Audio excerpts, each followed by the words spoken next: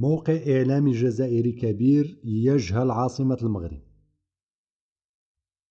في الوقت اللي الصحافة خاصها تدقق معلوماتها وتحقق من مصادر الأخبار اللي كتنشر، واحد الصحيفة جزائرية ما قدرش تصحح حتى أبسط المعلومات على العاصمة ديال دولة جارتها، وتشاركت معها أحداث تاريخية وسياسية وثقافية كبيرة وطويلة وعريضة.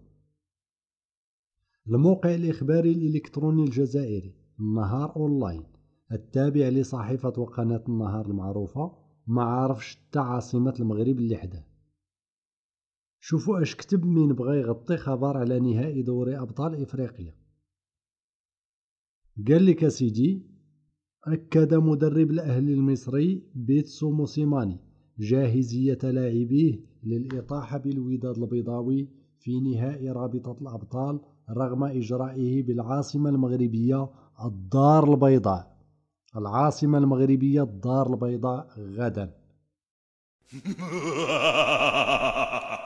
واش موقع النهار ما عندوش اللي يدقق ليه المعلومات نتاعو؟ واش ما عندهمش هيئة للتحرير كتراجع اش كيتنشر في الصفحات ديال الموقع؟ واش هاد كاتب الخبر ما عارفش حتى العواصم ديال الدول اللي دايره به؟ هادشي بزاف. نتوما عندكم كتاب وصحفيين يجهلون عواصم الدول اللي ملاصقه معاكم. ايوا الا سولناكم على شي دول ديال اسيا ولا امريكا الجنوبيه اش غادي تكتبوا عليها؟